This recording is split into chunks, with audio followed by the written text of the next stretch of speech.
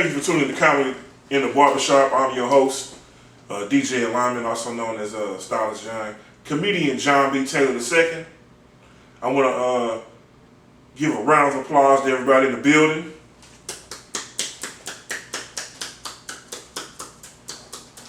I want to thank you all for coming out today on this beautiful day. We got drinks in the back, $5 drink specials, chicken wings on the menu. Tip your bartender. Make sure you get you a plate of chicken. It's fire. And also pull your phone out and go to Facebook and look up the group St. Louis Comedians. I want you to join the group. Okay? If you love comedy, I want you to join the group.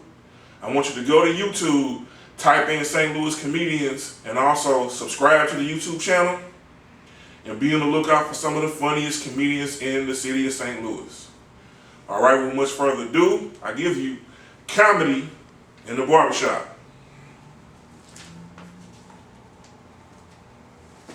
What's up, everybody? How y'all doing today? I see everybody got on blue. Do we got any gangsters in the house? Any gangsters? Okay, yeah, a few in the crowd. All right. Shout out to the blue you wearing. Where you from? Okay. You from St. Louis? Okay, bet. I know you got on that blue and that black. I already know what you is. Where you from? Are you from California? Okay, bet. Yup. What part of Cali? Crenshaw. Oh man, I'm already knowing that you true blue. Where you from? You from Seattle? All right. What part of Seattle? Oh, for real?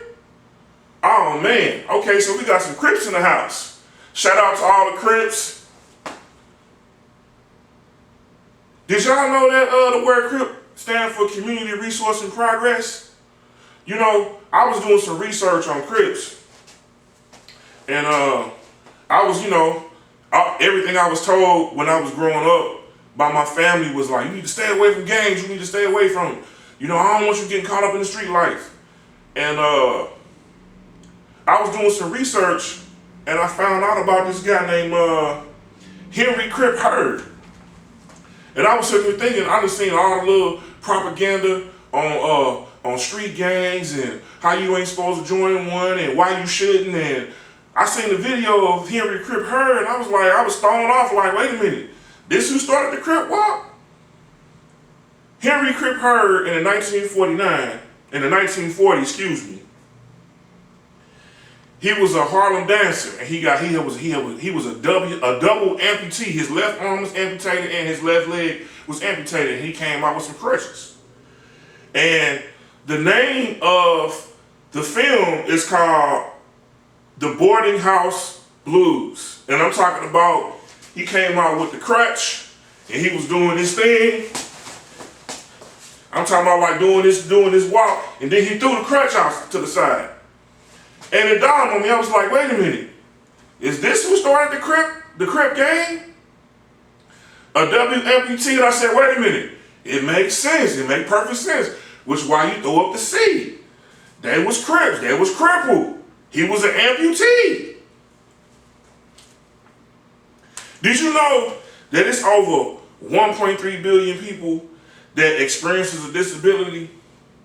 I'm talking about it's like 1.3 billion people that experience a disability in the world. 1.3, that's a lot of people. Did you know that it's over 17 million people that have cerebral palsy? I'm talking about that's a lot of people with cerebral palsy, and I had a friend when I was in middle school that had cerebral palsy. And the only way that we knew that he had cerebral palsy was because his speech was a little different. And the fact that his speech was a little different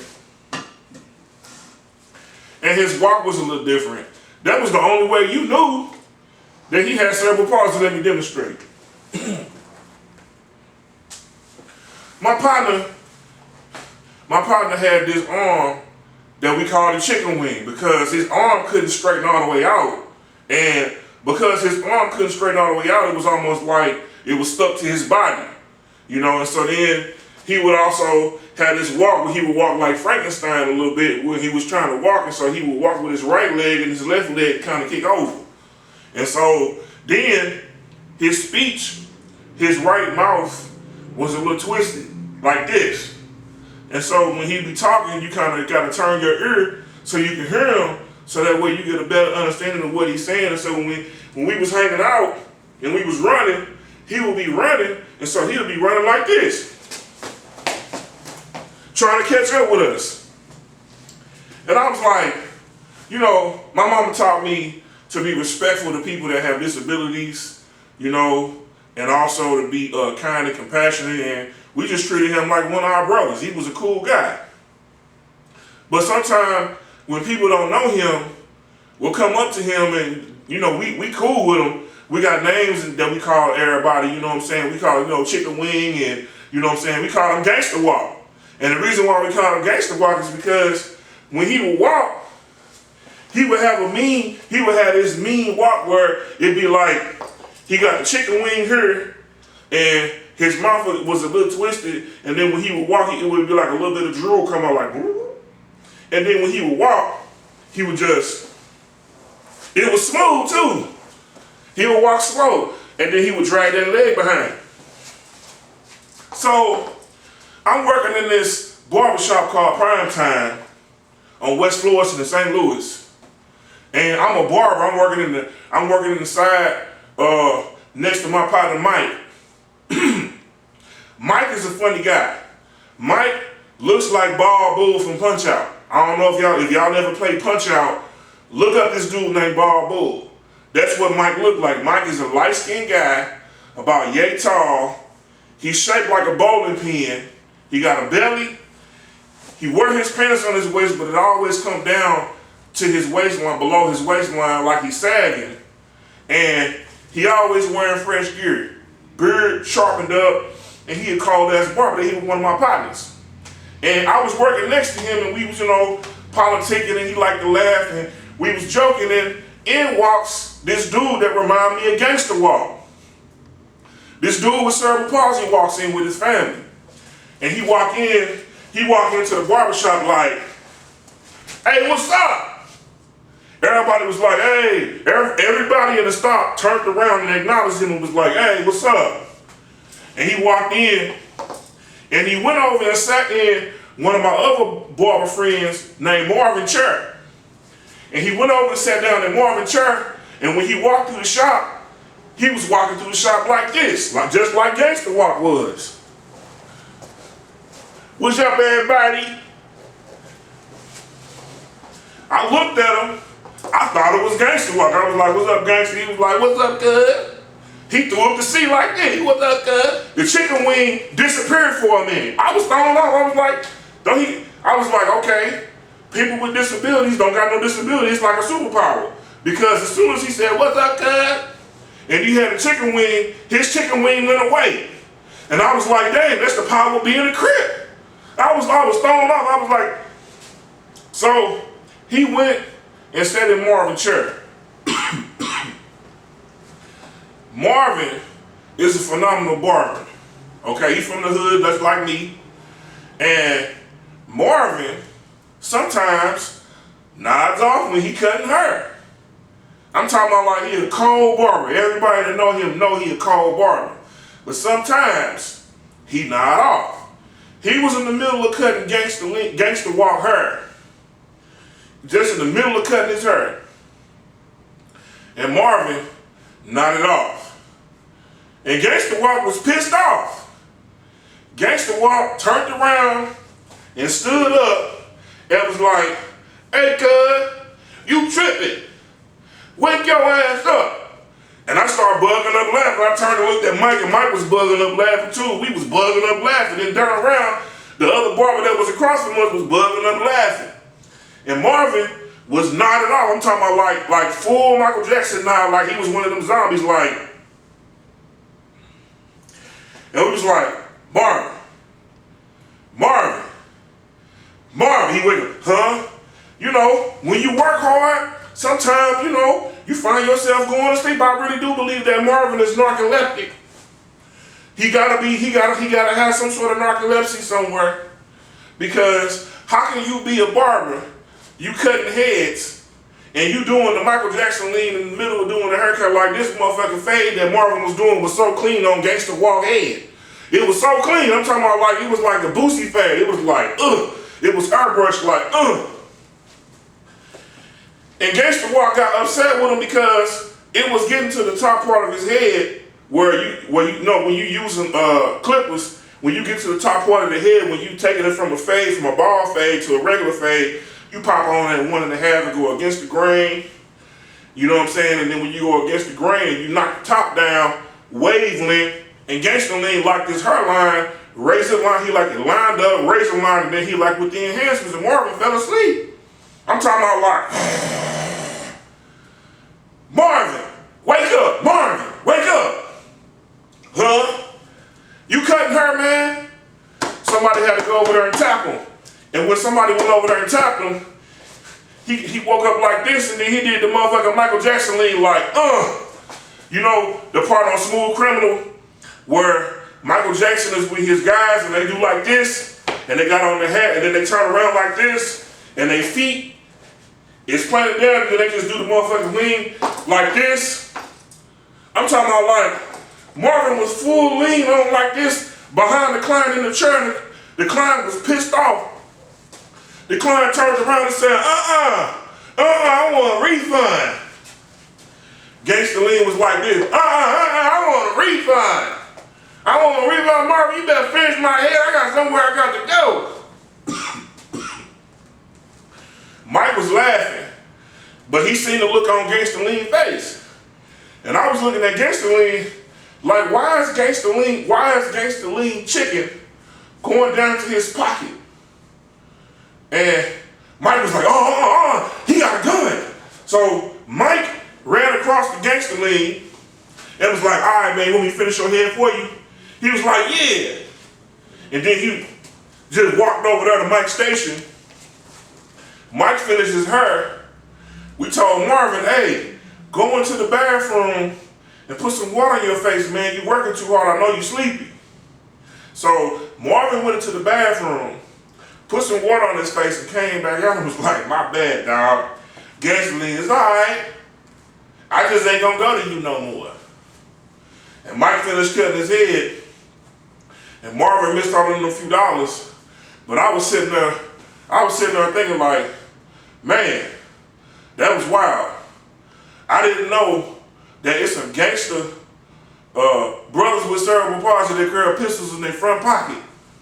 Cause I'm telling you, the way how he was upset, he was ready to motherfucking pull that chicken wing and motherfucking make some drumsticks.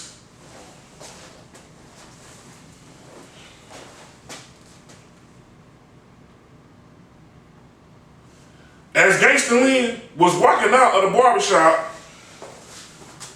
this song came on. I don't know if you know the song I'm talking about, but it's an old song from like 1995, 96 called Gangsta Walking. The other barber I work with, he always playing old school music, okay? And as he playing the old school music, he turned it on some Memphis stuff, and Gangsta Walking came on, and Gangsta Walk started doing this thing. I'm talking about like doing the whole crip walk while he had cerebral palsy. I'm talking about like chicken wing, spit drooling.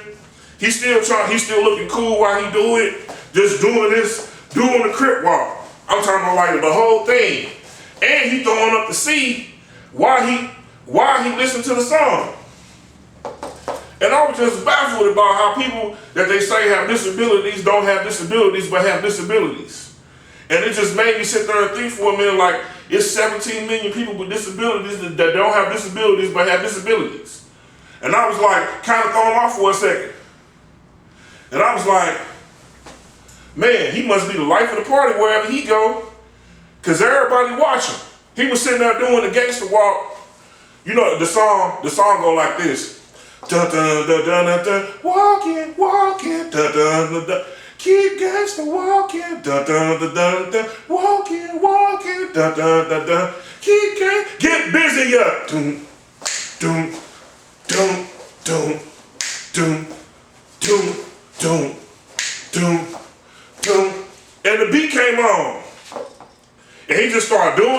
man. And I was like, wait a minute.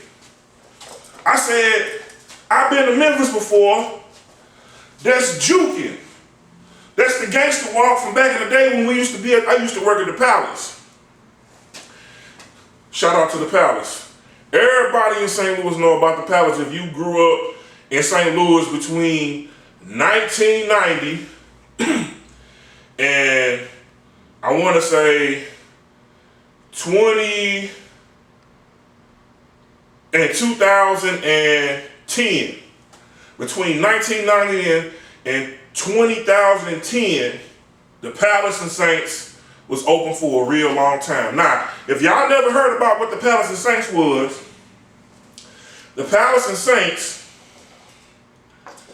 was an entertainment place where adults, families, teens can come to. They had video games. They had a concession stand where you can get food. They had a dance room. They had a party room. Then they had the skating rink. The skating rink was massively big, okay? And every week, they would have skating sessions. You can go into the dance room, or called the party room, or you can go into the skate floor and skate. Then they had another little small part where you got your skate lessons, where you can go practice before you actually get out on the rink. When I first started working there, I was a skateboarder. I was having a real good time teaching people how to skate because I love skating. I skated very well. And I fell a lot, but that taught me how to get up and keep going. So when I would fall, I would get up and I would keep on skating. That's what taught me how not to fall. So my job at the Palace, when I worked there as a skateboarder, was to keep the flow of traffic. I had a whistle, was to keep the flow of traffic in the skating rink flowing, and when there was a traffic jam, help out the people that was finna fall and kind of get them onto the side of the edge so they can hold on to the edge and pick up people that fell. I did a really good job of that. And so at the Palace, you can go over to the concession stand, you can order you some nachos, some pizza, some soda. They had candy, Starburst, they had Skittles, they had Mike and Ike, they had all the hood candy that you can think of. They had popcorn. The popcorn was phenomenal. And they had the party room, okay? Now, when that song Gangsta Walking came on, in the party room, everybody in the party room would be doing the dance. I'm talking about having a real good time. And the party room could probably fit between 300, I want to say, the building could probably fit the capacity of about 1,500 people. During the lock-ins, it would probably be dang near close to 600-700 teens. I'm talking about from different parts of the city, different parts of high schools, and sometimes the the middle schoolers that look older will come to the Palace because they would look like they're in high school, but really it was from middle school to high school, and the parents would drop their teens off. You had your sleeping bag, you would have your little supplies, your money for your candy and your food, and then you would get dropped off, and then from 9 o'clock p.m. to 5 o'clock in the morning would be the lock-in, and then you just have fun the entire time. They do not have that no more. I have not seen a place doing lock-ins like that. Back then, it was fun. It was DJs that was DJing, it'd be 2 or 3 different DJs. It'll be everybody that had a talent. They would have dance contests. They would open up the floor for people that can rap, and you can get on stage and rap, or you can go over there and you can dance. And they had dance teams. I'm talking about it was some cold dance teams back in the day. And when that song Gangsta Walking came on, everybody in the party room was doing the gangster walk, whatever they knew the gangster walk was. I used to dance with this group called the Ho Hitters. And we were some popular guys that all went to school at Hazelwood East High School. And we used to work on our routines, our dance routines that we was going to do in the mirror, during the week before we went to the Palace. And then at the Palace, they had this mirror in the back part of the party room, and we would practice doing the dance moves at the Palace, before the Palace, and then when we got there, we practiced, and then we just bust out with the dance moves, and then all the females would be looking. When the song Gangsta Walking came on, we had this dance that we would do called the hydro. Sometimes we would do the hydro dance to Pimp C, Master P and Pimp C, Break 'Em Off Something. When that song, either Gangsta Walking or Break 'Em Off Something, would have to be like a kind of moderate paced dance flow to like a moderate paced song to do it to, because the hydro was this dance that we would do, and it was like, it's almost like we was pop locking at the same time we was doing like a slide. And man, I'm talking about like, man, the skating rink used to go nuts watching us do this. And it just reminded me of Memphis Jukin', how Memphis Jukin', they got all the different dance moves that you do, and be pop locking at the same time. And first, I want to give a shout out to all the Memphis Jukers. I want to give a shout out to Lady Yates. She one of my favorite Memphis Jukers. I have a real good time watching her. As a matter of fact, when I come out with some music, I'm gonna holler at Project Pat, the chat, and Lady, and throw them in some of my new songs I got coming out pertaining to Memphis Jukin', because I love that gangsta walk sound. I love that gangsta walk feel, and that whole feel of the stadium, the environment, the room. Everybody walking in the circle, jigging to the song, having a good time.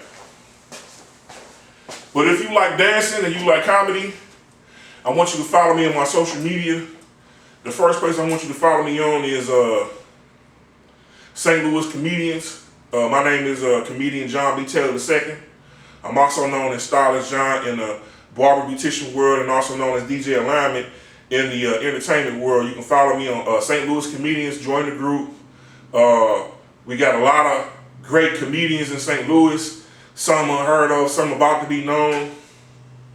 And join the group. If you happen to watch this video and you would like your hair cut, styled, braided, locked, or twisted in, you can reach me on my website, www.stylistjohn.com. I teach classes, I do workshops, I do seminars pertaining to the hair and beauty industry. And if you need a DJ, one that can turn up a party, you can book me from my website. Have a good evening. Thanks for watching. Thanks for following me. And turn up. Barbershop Comedy.